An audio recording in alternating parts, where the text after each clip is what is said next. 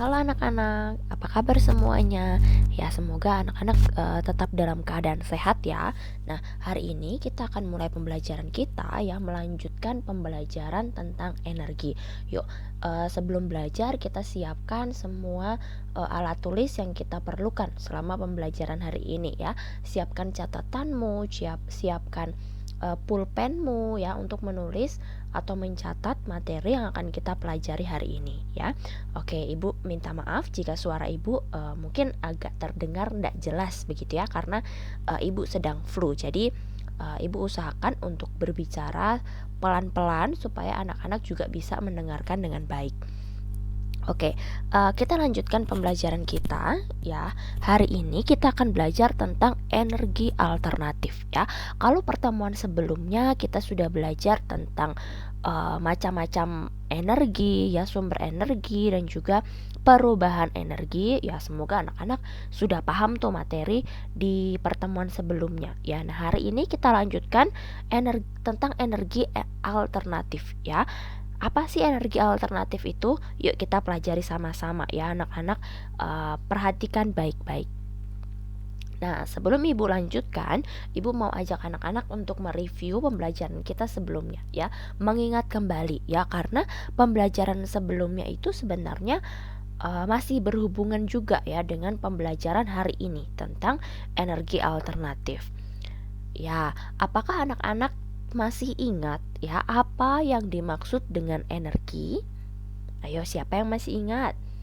Ya, energi itu adalah sesuatu hal yang bisa membuat kita itu melakukan sesuatu ya, bisa membantu kita untuk melakukan sebuah aktivitas kita ya di keseharian kita.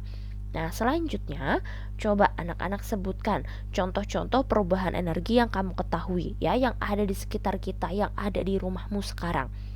Ya, perubahan energinya adalah contohnya ketika kita menyetrika baju ya, setrika kita itu perubahan energinya dari listrik menjadi panas, very good. Atau televisi ya, dari energi listrik menjadi energi cahaya dan juga energi bunyi ya. Atau alat musik di rumah kalian ya, gitar listrik, piano listrik begitu ya. Itu perubahan energinya dari listrik menjadi energi bunyi ya. Dan juga masih banyak lagi contoh perubahan energi yang ada di sekitar kita ya, yang ada di lingkungan kita, di rumah kita ya, dan masih banyak lagi. Oke, nah sekarang kita mau lanjutkan ya, kita belajar tentang energi. Ternyata sumber energi kita itu dibagi menjadi dua ya. Yang pertama yaitu energi yang tidak dapat diperbaharui ya, itu artinya uh, pembaharuannya itu butuh waktu yang sangat lama ya, bukan cuma 1, 2, 3 bulan saja ya. Dan karena waktunya ini sangat lama, maka dia dikategorikan atau digolongkan menjadi energi yang tidak dapat diperbaharui. Contohnya adalah minyak bumi, gas alam, dan juga batu bara ya, dan masih banyak lagi sebenarnya ya. Nah, minyak bumi dan juga gas alam ini berasal dari makhluk hidup yang telah mati jutaan tahun lalu ya, yang terperangkap di dalam permukaan bumi gitu ya. Jadi energi yang tidak dapat diperbaharui ya, misalnya minyak bumi dan juga gas alam ini, dia itu berasal dari makhluk hidup yang telah mati ya. Matinya itu sudah jutaan tahun yang lalu, sudah lama sekali, dan dia akan membentuk sebuah fosil begitu ya, yang bisa digunakan manusia untuk membuat minyak bumi, untuk membuat gas alam ya, sehingga manusia bisa gunakan itu untuk kebutuhan kita sehari-hari ya, untuk membuat gas LPG, untuk membuat minyak tanah misalnya, seperti itu ya. Nah, energi ini ya, energi yang tidak dapat diperbarui ini seperti yang Ibu bilang tadi ya, karena dia makhluk hidup ini matinya jutaan tahun yang lalu, maka dari itu ini termasuk energi yang tidak dapat diperbaharui, karena pembaharuannya itu butuh waktu yang sangat lama, berjuta-juta tahun lamanya ya. Sedangkan torang itu kan butuh setiap hari ya, karena ini lama jadi tidak bisa diperbaharui dengan cepat. Nah, lalu yang kedua, sumber energi yang kedua adalah energi yang dapat diperbaharui. Nah, ini kebalikannya dari yang tadi nih. Kalau tadi kan tidak dapat diperbaharui karena dia berasal dari makhluk hidup yang mati ya dari jutaan tahun yang lalu. Nah, kalau yang dapat diperbaharui ini artinya energi yang cepat mau orang dapat ya.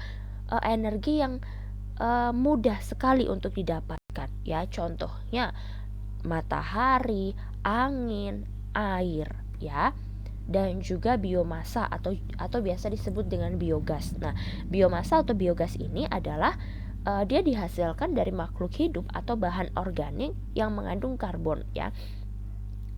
Bisa dibilang bahwa biomasa atau biogas ini dihasilkan dari makhluk hidup yang ya bahan organik begitu ya, yang dia tidak butuh waktu lama untuk menguraikannya ya. Misalnya sampah-sampah plastik, sampah-sampah kita ya, sampah-sampah yang dalam kehidupan kita sehari-hari itu kan tidak butuh waktu lama untuk dijadikan pupuk misalnya ya. Nah, begitu ya. Jadi energi yang dapat diperbaharui itu energi yang mudah didapat, yang mudah untuk diperbaharui dalam waktu yang cepat gitu ya. Atau bisa juga energi yang tidak pernah habis ya. Contohnya matahari pernah habis enggak pernah habis kan. Nah, karena matahari tidak pernah habis, maka dari itu dia dimasukkan dalam jenis sumber energi yang dapat diperbaharui. Nah, dari dua sumber energi ini, apakah anak-anak sudah paham? Ya, semoga sudah paham ya, semuanya sudah mengerti ya. Kalau tidak mengerti, silakan anak-anak bisa langsung tanyakan kepada ibu ya, secara pribadi begitu ya. Nah, jika sudah mengerti, silakan anak-anak langsung catat ya materi yang sudah didengarkan tadi ya, dari yang sumber energi yang pertama tadi. Silakan anak-anak catat ya, silakan di pause lalu dicatat. Oke, jika sudah dicatat, kita lanjutkan lagi. Kebutuhan manusia akan minyak bumi dan juga gas alam itu kan semakin meningkat ya. Apalagi sekarang penggunaan gas LPG itu sangat meningkat ya. Semua orang suka mau pakai gas LPG ya. Tapi karena energi tersebut terbatas ya dan juga tidak dapat diperbaharui ya, sehingga manusia itu menggunakan energi alternatif ya sebagai pengganti minyak bumi dan juga gas alam ya. Jadi karena minyak bumi dan juga gas alam itu susah mau dapat ya, susah mau diperbarui, jadi manusia atau ilmuwan-ilmuwan di luar sana itu cari ide ya, cari ide bagaimana caranya supaya gas alam dan juga minyak bumi ini bisa tetap digunakan gitu ya, supaya manusia itu lebih mudah untuk melakukan aktivitasnya. Nah, maka dari itu, para ilmuwan di luar sana itu menyebutnya sebagai energi alternatif ya, menggantikan energi yang tidak dapat diperbaharui itu ya. Nah, energi alternatif ini apa sih? Ya, energi alternatif itu adalah energi yang berasal dari alam. Ya, itu artinya energi yang sering sekali kita temui dalam kehidupan sehari-hari ya, yang asalnya memang dari alam. Atau bisa juga disebut energi alternatif itu adalah energi pengganti bahan bakar fosil ya, seperti tadi. Karena fosil ini susah mau dapat ya, butuh waktu jutaan tahun sehingga digantikan ya, supaya ya hasilnya tetap sama minyak bumi dan juga gas alam, tapi DP sumber itu berbeda, digantikan ya. Lalu selanjutnya bisa juga disebutkan bahwa energi alternatif adalah energi yang digunakan untuk mengurangi ya penggunaan bahan bakar yang tidak dapat diperbaharui. Ya, jadi nanti kita lihat contoh-contohnya seperti apa ya energi alternatif ini. Jadi intinya adalah energi alternatif adalah energi yang digunakan sebagai pengganti energi yang tidak dapat diperbaharui. Ya, gitu. Sekarang kita mau lihat contohnya. Oke, sumber energi alternatif ini semuanya berasal dari energi yang dapat diperbaharui ya, seperti energi-energi yang ada di alam. Ya, contohnya sinar matahari, angin, air, panas bumi. Ya, panas bumi itu artinya panas yang ada di inti bumi ya. Kalau mau gali torang pe tanah ini sampai dalam sekali, itu pasti dapat ya panas bumi ya. Atau juga berasal dari gelombang laut ya, atau biogas. Biogas itu adalah kotoran ternak ya, limbah pertanian gitu. Lalu selanjutnya, sumber energi alternatif ini mudah ditemukan ya karena ketersediaannya yang melimpah di alam ya, karena banyak sekali di alam.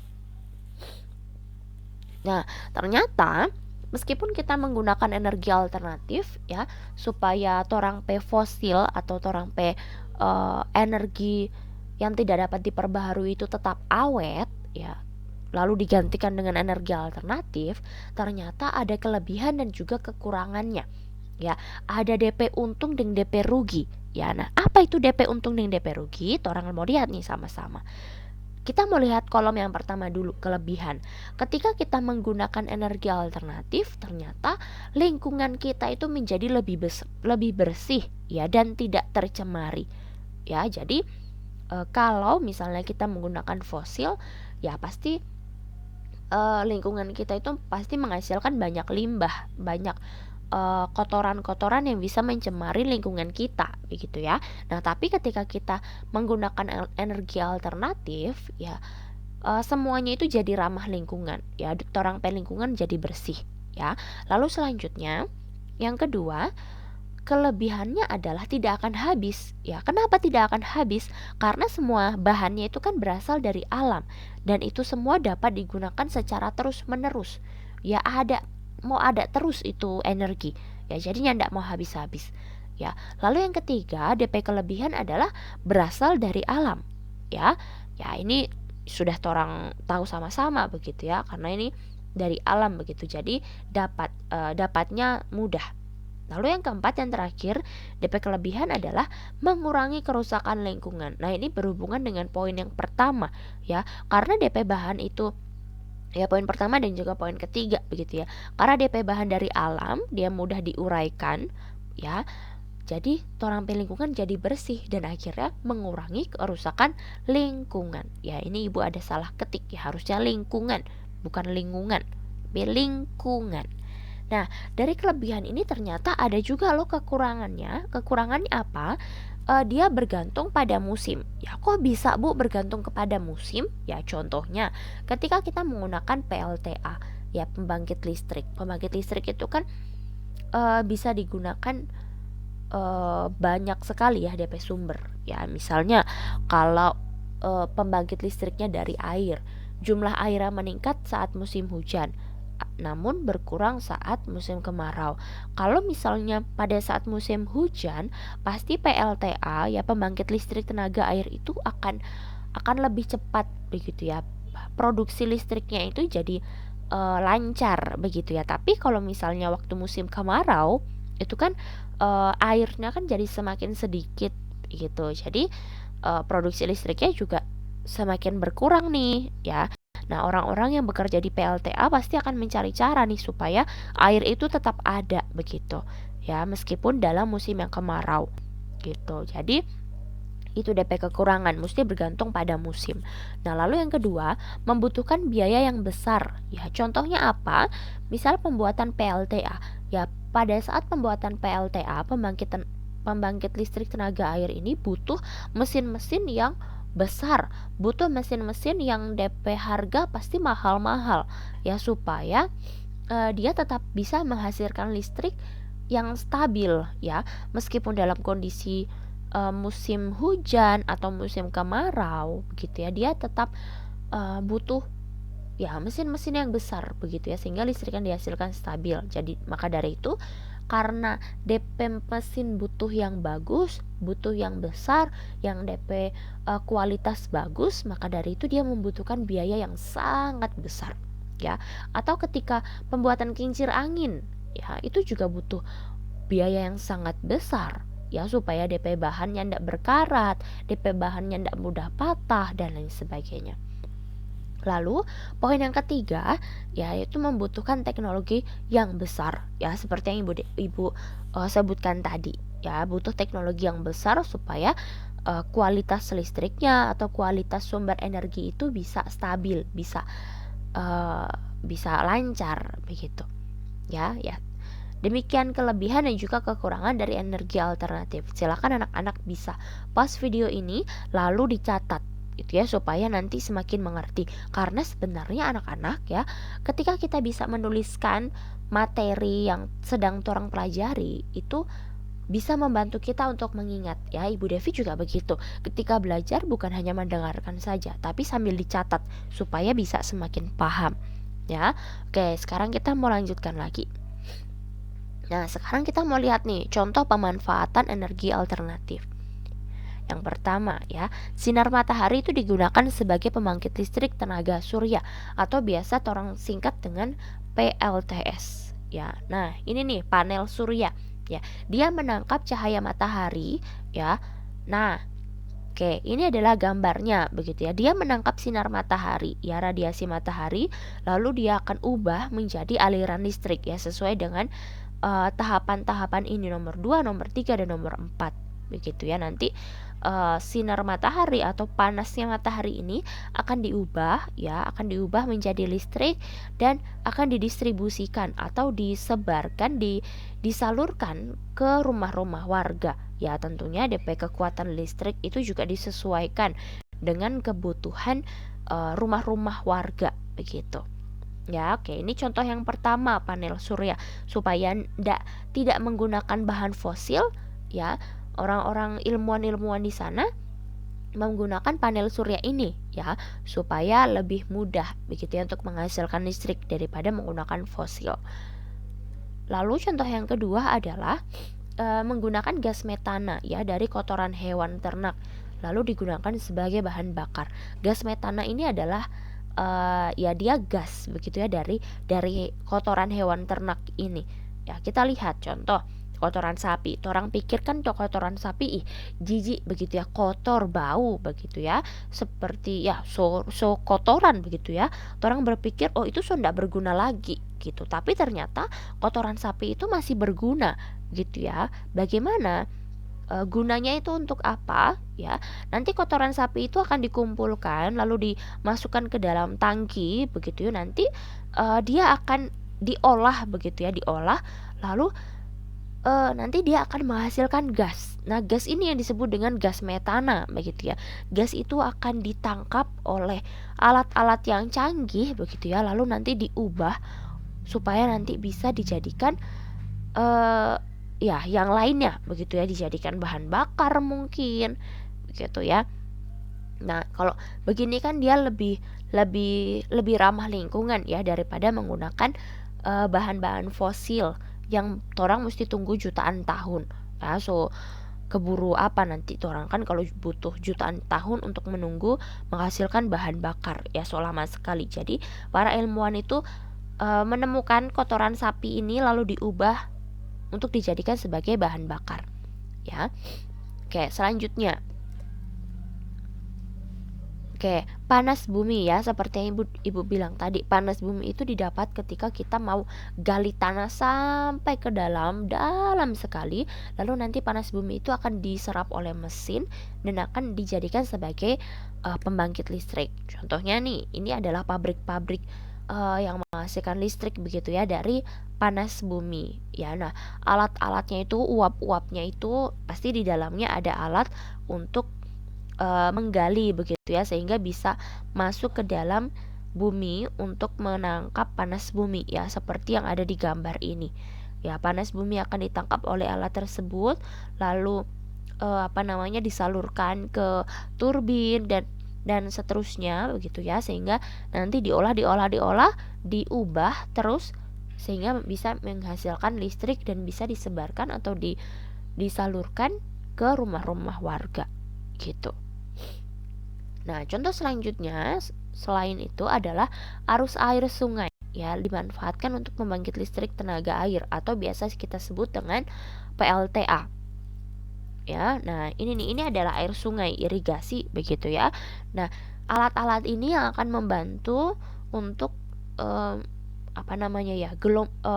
airnya itu ya, nanti ada alat untuk membangkitkan tenaga listrik di situ.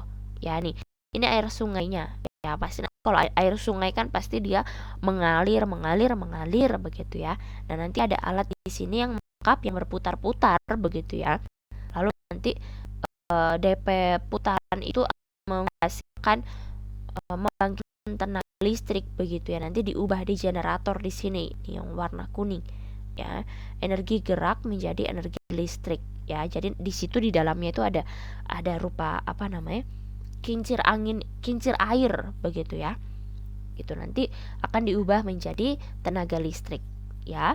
Oke, ini adalah contoh-contoh dari pemanfaatan energi alternatif ya, supaya torang pe fosil begitu ya, torang pe fosil di bumi ini yang tidak berkurang. Jadi torang menggunakan energi alternatif untuk memenuhi kebutuhan kita sehari-hari. Oke, sampai di sini apakah ada pertanyaan? Ya, jika masih ada yang bingung, silahkan anak-anak bisa langsung tanyakan di kolom komentar Teams begitu ya, supaya kita bisa diskusikan sama-sama di situ ya.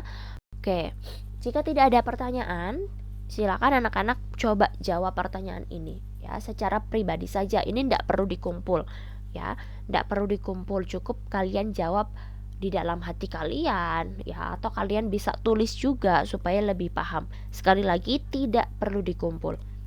Oke, yang pertama, coba sebutkan contoh energi yang tidak dapat diperbaharui. Apa saja tadi Ibu sudah jelaskan di awal.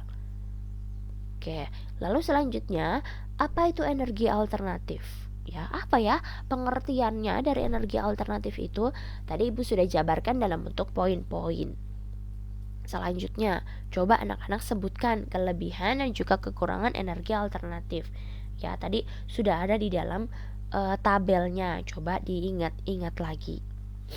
Lalu, sebutkan contoh pemanfaatan energi alternatif. Ya, contohnya ada apa saja? Tadi sudah ada beberapa tuh, ada 4 atau ada 5 tadi yang Ibu Devi sebutkan. Ya, oke. Jika anak-anak sudah menjawab pertanyaan ini tidak perlu dikumpul, sekali lagi ya, tidak perlu dikumpul. Cukup jadi latihan anak-anak secara mandiri saja. Jika sudah menjawab pertanyaan ini, baru kita akan kerjakan tugas. Nah, ini PR, artinya adalah dikumpulkan ya. Yang dikumpulkan hanya yang 3 nomor ini saja, yang tugas ini ya. Anak-anak kerjakan di buku tematikmu ya, tulis soalnya. Sekali lagi, tulis soalnya ya. Setelah itu dijawab dengan teliti. Ada 3 soal ya. Ibu rasa ini mudah-mudah ya, karena sudah dibahas tadi di awal ya. Jika sudah menjawab pertanyaan ketiga pertanyaan ini, anak-anak kumpulkan di Teams. Nanti Ibu akan buatkan tempatnya ya untuk mengumpulkan tugas ini ya. Ibu Devi tunggu paling lambat dikumpulkan malam ini pukul 22 atau jam 10 ya. Ingat, jam 10 malam Ibu Devi tunggu pengumpulannya. Semoga 33 siswa anak-anak ini bisa mengumpulkan tugasnya dengan baik, dengan tepat waktu ya. Tidak ada yang tidak kumpulkan tugas, karena Ibu Devi juga mau lihat kalian punya pemahaman itu sejauh mana ya. Oke, terima kasih ya. Terima kasih sudah mengikuti pembelajaran hari ini. Semoga anak-anak bisa paham. Jika anak-anak masih ada yang belum paham, mari anak-anak tuliskan pertanyaannya di kolom komentar Teams supaya kita diskusikan sama-sama. Teman-teman yang lain juga bisa baca pertanyaan kalian dan juga jawaban yang kita diskusikan. Oke, terima kasih. Selamat belajar. Tuhan Yesus memberkati.